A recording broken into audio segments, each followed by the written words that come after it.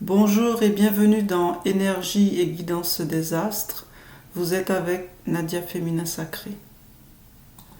Dans cette introduction, je vais aborder les différents signes astrologiques et ce que ça peut nous apporter pour notre bien-être au quotidien et aussi pour notre éveil spirituel. La roue des 12 signes astrologiques est la carte du ciel que traverse l'âme humaine au moment de son incarnation. Et en fonction de la date, de la latitude et du lieu d'incarnation, notre thème astral va nous donner une empreinte énergétique, personnelle, qui va influencer à la fois notre chemin de vie et notre mission de vie. Quelle que soit la mission de l'âme qui s'incarne, son thème astral va influencer son incarnation, en tout cas jusqu'à ce que l'individu s'éveille et commence sa véritable initiation. Donc l'âme humaine va adopter une identité donnée, un caractère donné et selon le placement des maisons, les positions des planètes, sa trajectoire va plus ou moins être tracée.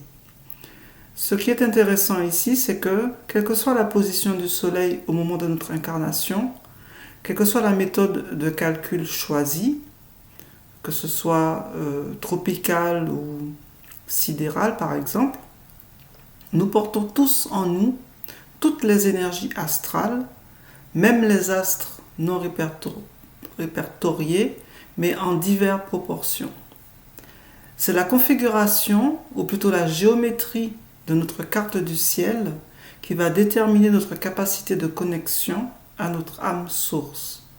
Puisque les astres influencent directement nos émotions et donc notre pouvoir créateur au sein de la matière.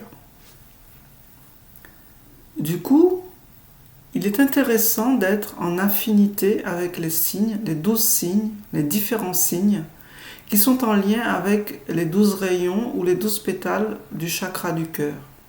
Et le 13 est le chiffre de la transformation, de la mort pour une renaissance, et la clé par laquelle on transcende la dimension astrale pour éveiller le cœur spirituel et activer l'énergie christique. En résumé, plus on est en affinité avec les énergies des astres et leurs mouvements, plus on est apte à faire tourner la roue du Dharma et sortir des limitations, quelles qu'elles soient. Ce qui renvoie à notre pouvoir d'accueil de nos émotions et à notre capacité à créer la vie auquel nous aspirons. Chaque mois, nous traversons un signe. Il y a donc la nouvelle lune qui marque le moment où nous pouvons embrasser l'énergie du signe et l'accueillir et l'activer. Chaque énergie, chaque signe a une leçon à nous apprendre, une qualité et même une vertu qui nous est utile dans le quotidien et aussi au cours de notre cheminement d'éveil spirituel. Nous ne sommes pas un signe astrologique donné. Notre âme, notre identité s'exprime à travers cette énergie, mais nous sommes un en tant qu'esprit. Donc c'est juste un rayon pour une incarnation donnée. Découvrez donc chaque mois les qualités, les valeurs qui vous aideront à être un peu plus vous-même ou tout simplement à vous révéler un peu plus à vous-même. Car vous avez déjà tout à l'intérieur de vous et donc quelque part, ce sont juste des filtres par lesquels votre âme, votre esprit s'exprime et par lequel vous expérimentez la matière. Donc c'est vraiment une invitation à percevoir la roue du zodiaque comme un chemin initiatique par lequel votre âme se révèle à vous, vous révélez à vous-même de plus en plus pour atteindre un sentiment, un état de complétude. Et quand vous avez fait le tour quelque part de ce cheminement, vous devenez qui vous êtes.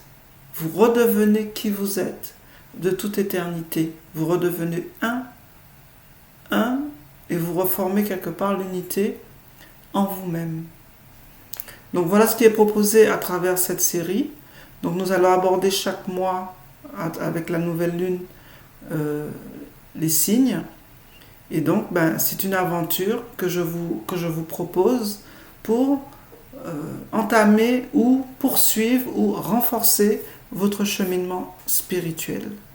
Merci, c'était Nadia Féminin Sacré et je vous dis à très bientôt pour la suite. Merci.